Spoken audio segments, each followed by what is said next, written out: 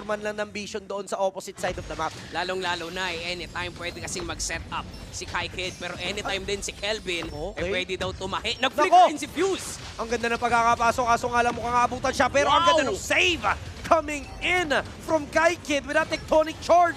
Dogman and Kelvin ang tutumba mula sa side ng Arcs. Kaya ngayon, hindi talaga nila kayang sumabay sa lifestyle ng Orbs ngayon. Sa baba, tinatry nila, may Glorious Pathway. Babalibag pa loob si Kai Kid. Dapat ba? Low health, pero Uy, parang- mababaliktad pa ng Orbs yung laban. Si Dan pumasok, pero Yun lang. papasok din si Kai Kid! Sinacrifice na ni Kai Kid yung buhay niya para makakuha lang sana ng counterplay. And si Ivan nandito Sa sa may likod! likuran.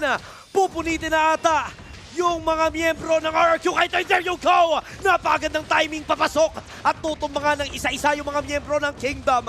Tatlo, pasok na nila yung base. So yung disiplina nila, na wala na tayong gagawin dun ha. Rekta na tayo sa iba, pero tinatahi ni Kelvin. Nakita yung mga damage output dun sa likuran ng kaso lang kinukulang yung sustainability ng kaharian. Free hit na ngayon si Hayatus, free hit na rin si Aizu. Dalawa na yung wala sa kaharian at kumakatok na ngayon ang mga bagong salta sa liga. Hindi magawa ng paraan ng RQ Kaito yung kalamangan na mayroon ang Orbs Esports. At napakaganda pa ng ginawa dito ni Kai Kid. Flicker Wow! of Dog and they will get a kill on to call.